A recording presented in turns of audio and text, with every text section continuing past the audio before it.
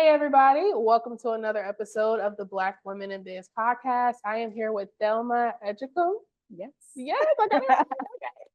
So you may recognize Thelma from a show called Royal Rules of Ohio, which is still streaming on Hulu in Freeform. But today we're going to go a little deeper, get to know more about you, focus all on you, not on your family, and about your businesses.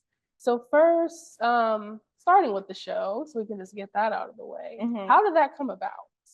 Yeah, it was weird. I mean, just one day I was working and my mom was just telling me she got an email from this casting director. Okay. And, she thought it was a spam. Okay. Yeah. So, African aunties, they like moms, aunties, they don't believe in like the whole like reality TV show, etc.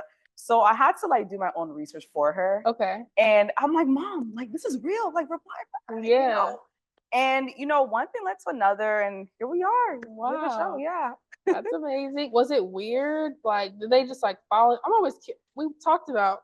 We're not gonna say the shows that we watch. We don't want to be judged.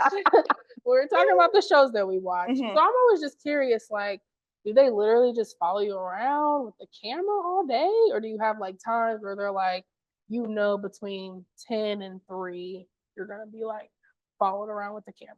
Yeah, so everything's all like authentic. Like they follow you all around. Wow. Yeah, I mean not when you're sleeping, obviously, using like the Right. restroom, but they follow you all day. Yeah. Yeah. Wow. Well, that's really cool. Thank you. Well, talking about you today. So tell us a little bit about who you are, what you do outside of the show. Yeah, of course. So let me do a reintroduction. Yes, yes. My name is Thelma Agyekum. I'm a realtor. I'm a fitness trainer. I'm a sister. I'm a future fiance. That's basically what I do. Mostly fitness and real estate. Those are my two loves. So how did you get into the fitness industry? Yeah, so when I was a kid around, maybe I'll say like in high school, a lot of kids used to make fun of me because I was really skinny. I was like 109, 110. I remember, you can laugh if you want to, but I remember like this guy was just telling me I was just all back and bones. What? I know, that's crazy. I'm like, dang, back and bones. That's rude. But I mean, obviously I was a little girl and I was crying in my room. So I'm like, okay, how can I, have a physique where I can feel confident, I can just, feel healthy and etc. Because I wasn't eating. And I was also in track too. I was running, track. So I decided to, watch a lot of influencers at the time that were popular. Brittany Renner, she was actually a fitness influencer. And I really liked the way she was training. I liked her body. So I kind of mimicked her workouts. And I started to eat healthier, lift heavier. And then I got to my goal weight. And then I was like, should I train people for this? And I think God gave me a sign for a friend because a friend was like, can you please train me? Yeah. And, she was actually my first client. She lost, I think, 110 pounds. Okay, well, sign me up, girl. I feel like, it'd be tough. It's tough. It's really tough. And I'm not gonna lie to you, like it takes a lot of discipline, but you can do it. Yeah. So after that client, I'm like, you know what? Let me take this seriously. Yeah. So I got my cert. I started training people online during COVID. So that skyrocketed to almost like 300 plus people. Wow. Yeah. And then I did it in person. I kind of lost clients because I took a break. So I did it in person in 2022. Yes, 2022. And then I had to stop because of the show. Because I needed to be committed to my clients. Yeah. Yeah. Because I didn't want to say that, okay, let me do the show and train them, and I was putting half the effort in, Yeah. So I stopped, and then I'm getting back into it again because a lot of people keep asking me to train them. Yeah. I've been so busy in my real estate too, but yeah, it's been a lot. Yeah, you mentioned that you got certified to train people. We learn a lot from TikTok, watching people do stuff. So how can is it possible to like see a fitness person and know like who's actually certified to help people versus somebody that's just really passionate about working out for themselves and kind of just started a business from there? That's a really good question. Yeah. A lot of people, they mimic a lot of influencers these days. Okay. For example, I had a friend call me and she said that she saw this influencer doing this RDL. I went to the influencer's page.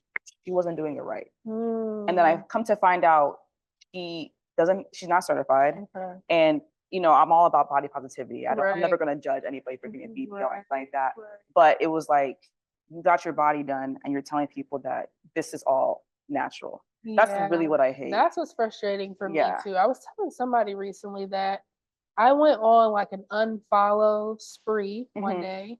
Not that I didn't like the people, but it was for my own like personal body image things that I was dealing with. Yeah. Like, don't want to see any BBLs.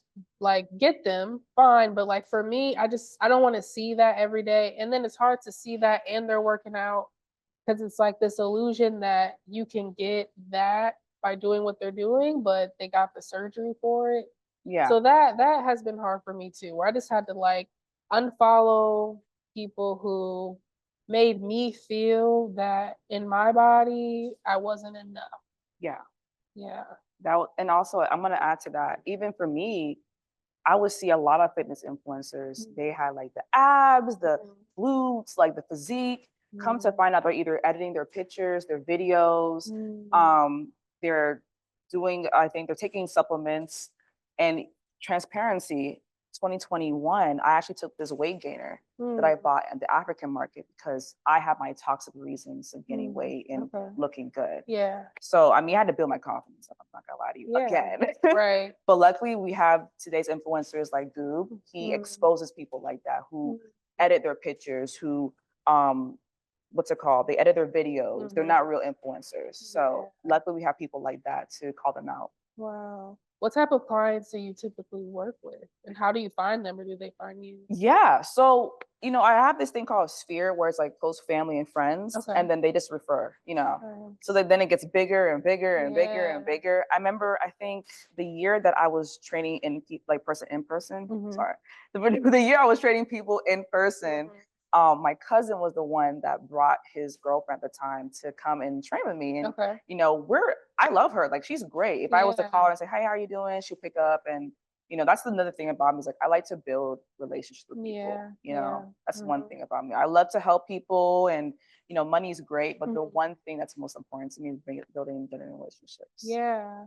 Have you seen, I don't know what the demographics of your clients are, but just curious if there's a difference with training women versus men, or even like working women versus stay-at-home moms. Is there any difference in how you like approach the process? Yeah. So let me give you an example. So a client, right? One of my clients, she is Muslim, right? Which I'm sorry, she was Muslim. I used to train her. She was Muslim, and there were certain things that she didn't want to do around like men. And I respected that. Yeah. So what I did was I made sure that there were certain workouts that she didn't feel exposed versus like somebody who's, you know, she's just out there. I had another client, like she doesn't really care. She wears anything she wants and yada, yada, yada. But she was okay with doing certain workouts and etc. So I kind of cater my workouts to the person. Yeah. So I definitely do see a difference between like women who are more like conservative versus women who are just, they don't care. Men, they don't care. Right. They don't care. Right. And I feel like with my husband, if he starts working out like today, by next week, you can tell the difference. And I'm like, we're eating the same stuff. Like, what is the difference here? But I have heard that like our bodies they're just different. Yeah, women and men, like we're completely different from men. In fact, I think there are obviously different types of like women who have different body types. Like everybody is different. So I wouldn't compare apples to oranges or pears to grapes. So yeah, that makes sense. And so you also do real estate. So I'm assuming your family is how you got into that. You know what? It's funny because so transparency, I still am, I don't care. I'm a receptionist, you know? Yeah. So I was one day at my desk and all of a sudden, you know, something like told me that I should get into real estate, something like as in God. And, you know, I started doing more research on it. I was like, okay, what do I want to do? Do I want to represent people to buy or sell homes? Do I want to invest?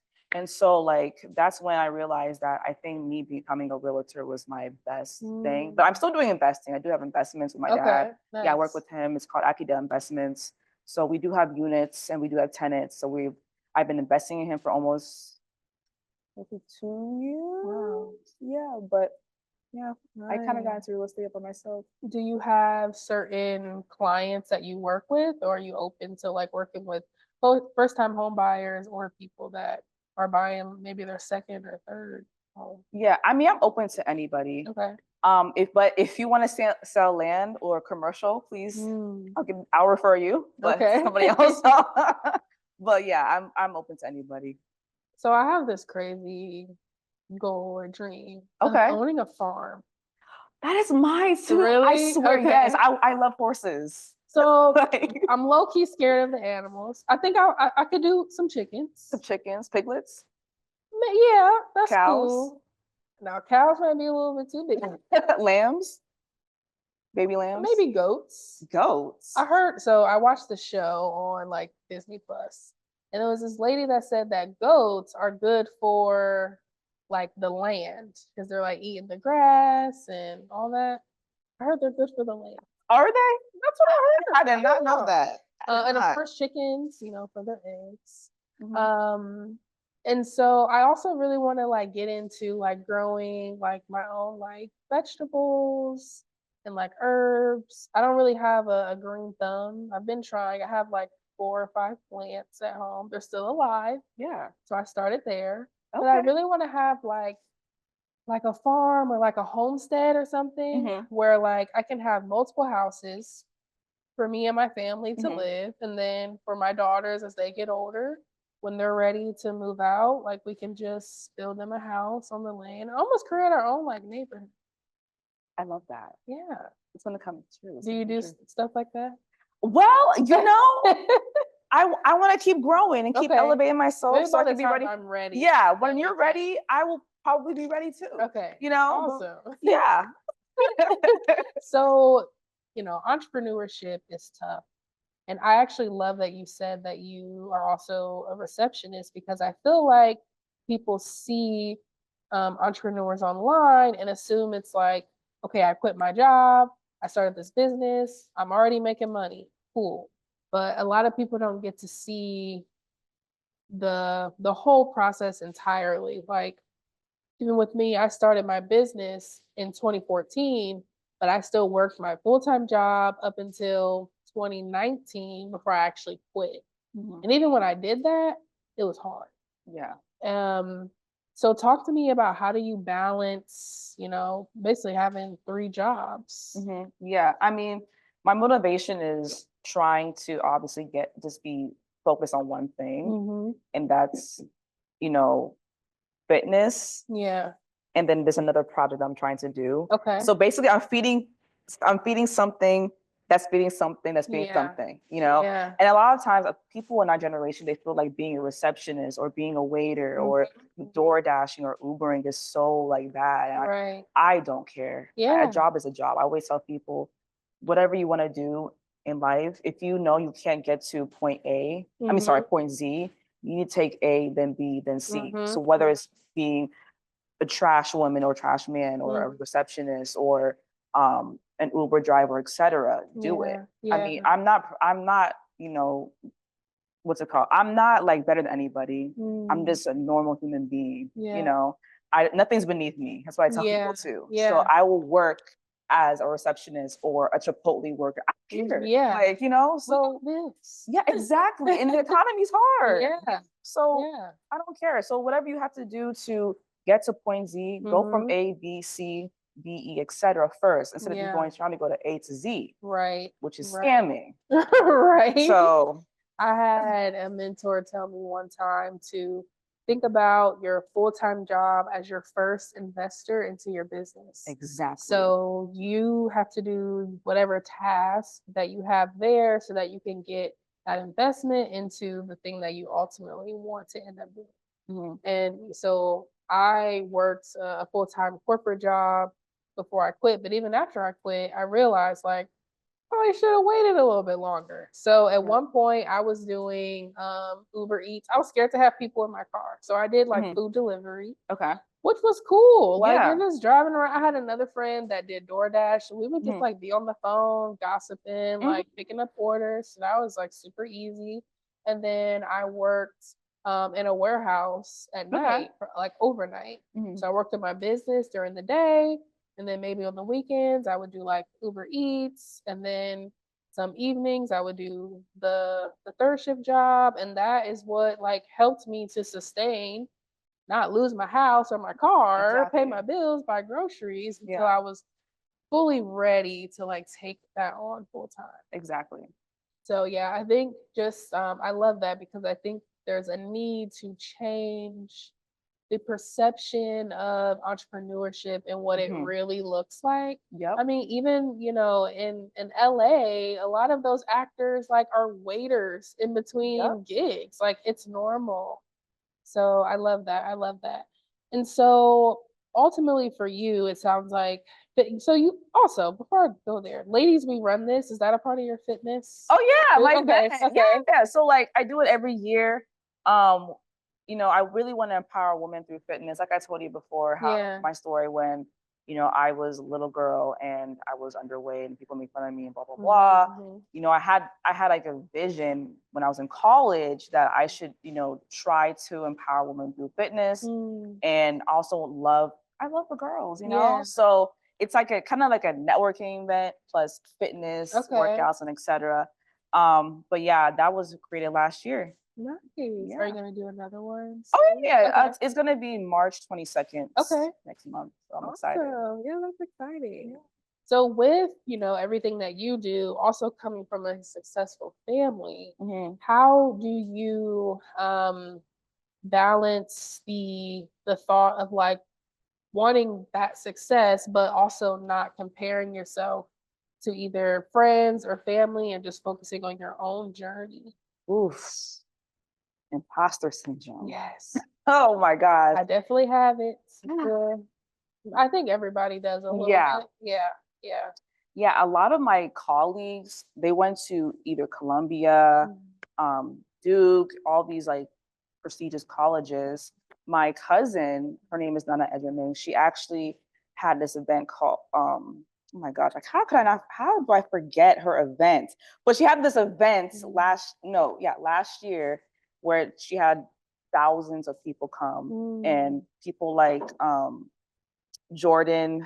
Oh my gosh, how did I forget her name? Kylie Jenner's ex. Oh yeah. Yes, Jordan and Sabrina Elba and all these entrepreneurs come. And the thing is, like when I see her and also my colleagues, I feel like, dang, I'm not doing enough.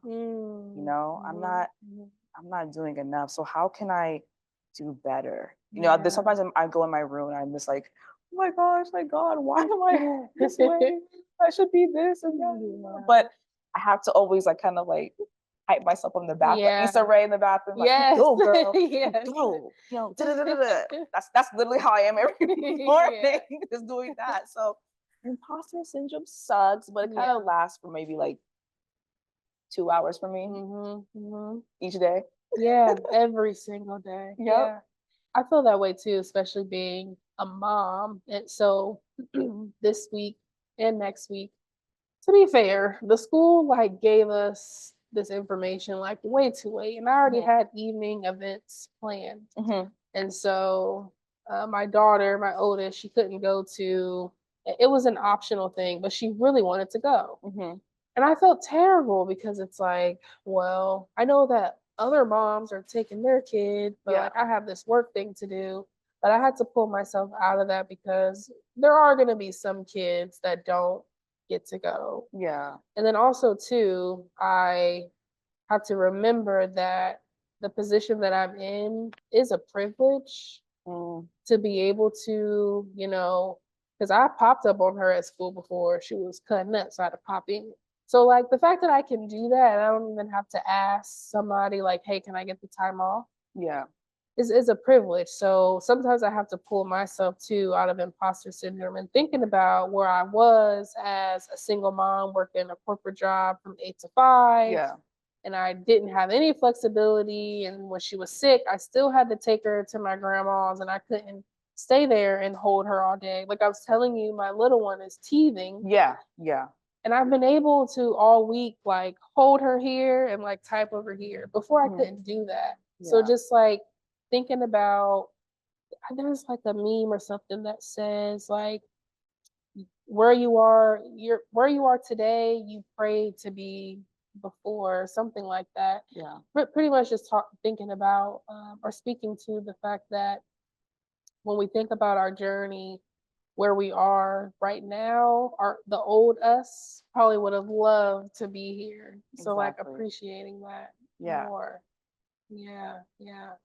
So I think one thing that I find working with a lot of Black women entrepreneurs is that imposter syndrome. Yeah. But then also when it comes to actually growing your business and getting revenue. Yeah. So what have been maybe some of the challenges when it comes to like actually scaling the business for you? And some of the like success that you've had also? Yeah. Well, let me start with the challenges, the lows.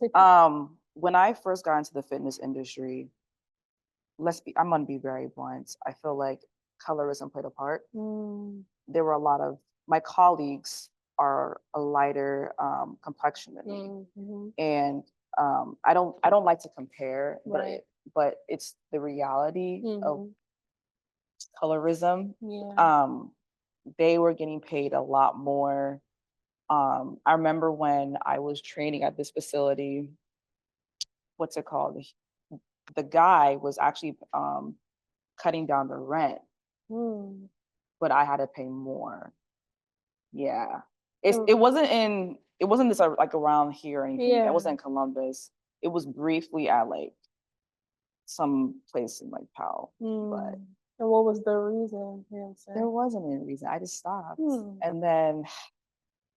I think also the challenges too is like you're also competing with other fitness influencers online. So again, colorism plays a part. I see a lot of people who do not look like me that have a lot more following.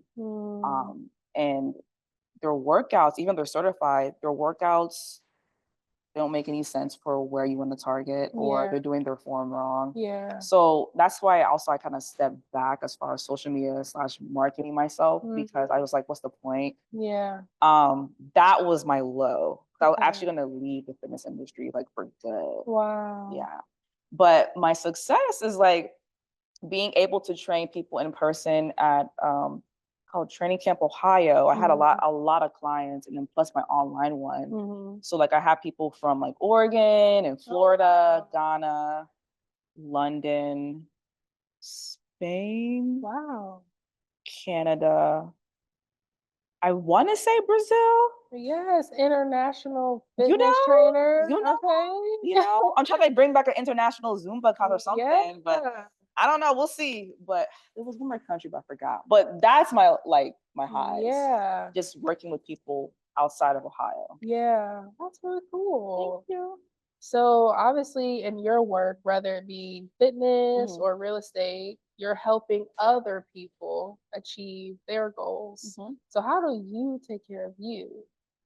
How do you self-care? What are some things you like to do? Well, honestly, my self-care is going to therapy. Okay. Yeah, I have a therapist. She's amazing. She's been helping me for so long. At first, I didn't want to go to therapy because my last therapist did me terribly wrong, like very unprofessional. But this one made me realize that, oh my gosh, like I can do therapy and get better. I don't have to be upset. I don't want to be that angry Black woman that people keep putting on us. Yeah. So the fact that I have a therapist that's like understanding me and she's giving me all these solutions, top notch. I definitely love, a little girl time, going shopping, get my nails done. Didn't get it done today, but get my feet done. Yeah. I also love to read. Okay. Yeah, I love to read books. I actually am trying to get this new book from Patrick Bet-David. Okay. It's called How to Know Your Enemies. Yeah, it's not what it sounds like. Okay. Yeah, but it's really helpful as far as the business community, like entrepreneurship, everything. Okay. So Yeah. That's awesome.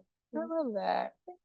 So, thinking about the women that will be watching this, what would be your final words or like advice that you would give to any Black woman that may want to do what you're doing with having multiple businesses, or maybe it's even like, stepping outside of the family business and wanting to do your own thing. Like what can you tell a woman like that?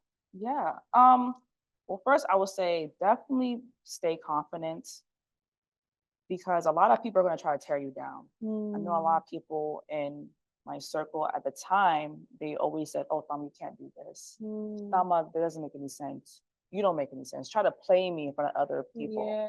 And I always tell people, like, if people are trying to play you in front of your other colleagues or family, you need to really search for a new circle. Secondly, as far as like business, nothing is beneath you. If you have to be an Uber driver or a waiter or a receptionist to fund your business, please do it. Yeah. Because listen, no one here is God. Right. No one here is better than anybody. You're not beneath me. No one here around here is beneath me. Yeah. So I don't understand why we have to have this mentality that if you're an Uber driver or receptionist or, basically a service worker, it's a problem. Right. So I always tell people, like, nothing is beneath you. So please, like, do whatever it takes to fund your business. Yeah. I love that. Thank you so much for joining me. Thank I you for appreciate inviting it. me. So how can people find you, all the socials and all that? Oh, I have a lot of socials. Okay. Okay, maybe just give one. Yeah. And then if you all look at the description, we'll put all of them in there. Okay. I'm gonna give you my main one. Okay. That is Thelma Agyekum. Okay. This full name together. Perfect. Yeah. Thank you so much for joining me. Thank you. Thank you guys for watching. Make sure you subscribe. Make sure you follow Thelma and go to her fitness event happening next month. Yay.